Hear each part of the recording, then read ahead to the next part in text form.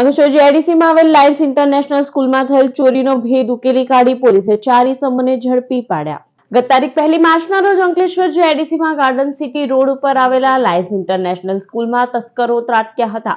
તસ્કરોએ ઓફિસમાં રહેલા લોખંડના કબાટમાંથી રોકડા ₹80,000ની ચોરીના ગુનાને અંજામ આપ્યો હતો.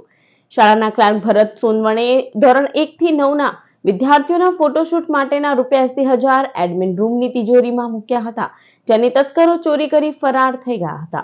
ચોરી અંગે જીઆઈડીસી પોલીસે ગુનો નોંધી સીસીટીવી કેમેરાના ફૂટેજ મેળવી તપાસ હાથ ધરી હતી.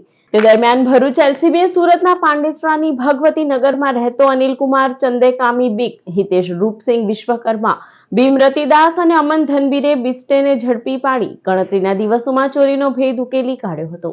અંકલેશ્વર જીઆઈડીસીમાં લાયન્સ સ્કૂલમાં જે ઘરફોડ થઈ હતી તેનું ડિટેક્શન એલસીબી દ્વારા કરવામાં આવ્યું છે, જેમાં 80,000 જેટલી રોકડ મત્તાની ચોરી કરવામાં આવી હતી.